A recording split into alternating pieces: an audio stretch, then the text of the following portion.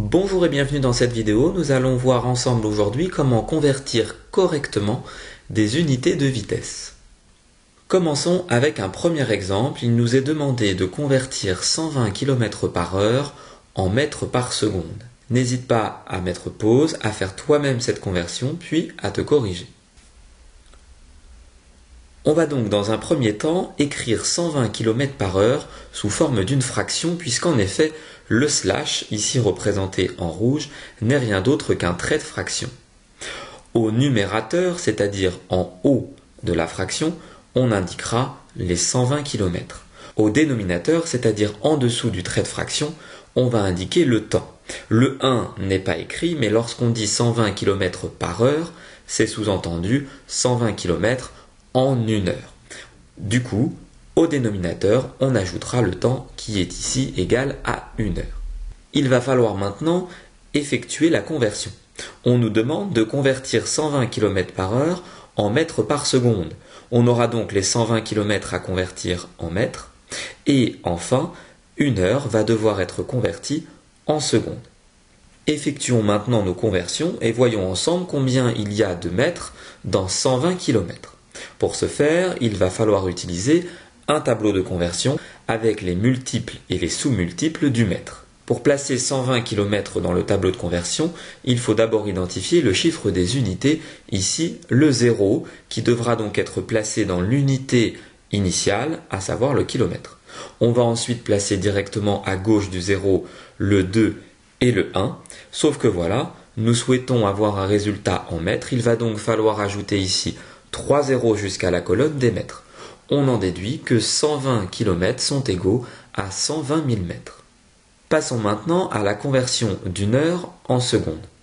Il faut pour cela se rappeler que dans une heure, il y a 60 minutes, mais que chaque minute est composée de 60 secondes.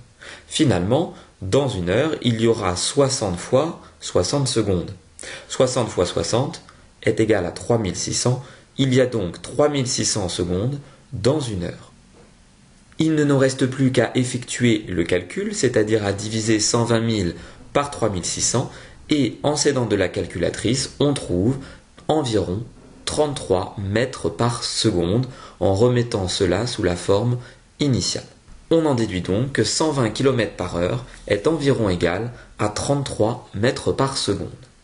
Passons maintenant à un second exemple, où il nous est demandé de convertir 15 mètres par seconde en kilomètres par heure.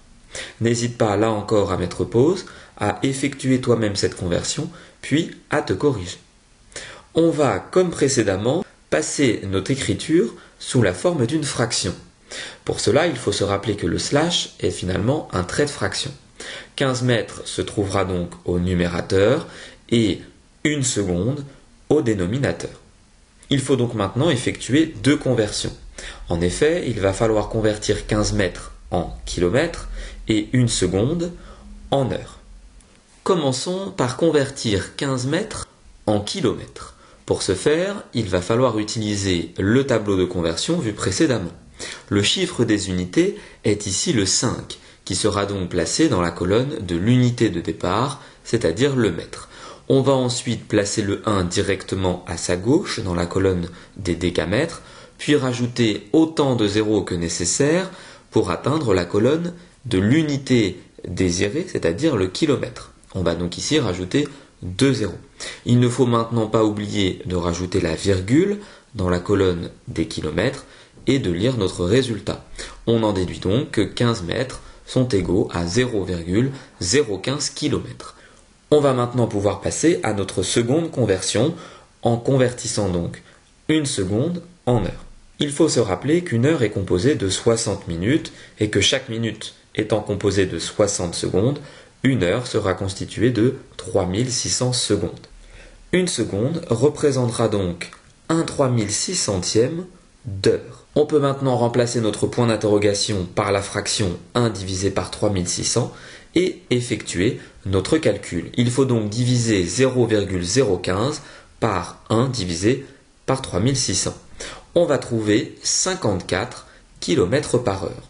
Autrement dit, 15 mètres par seconde est égal à 54 km/h.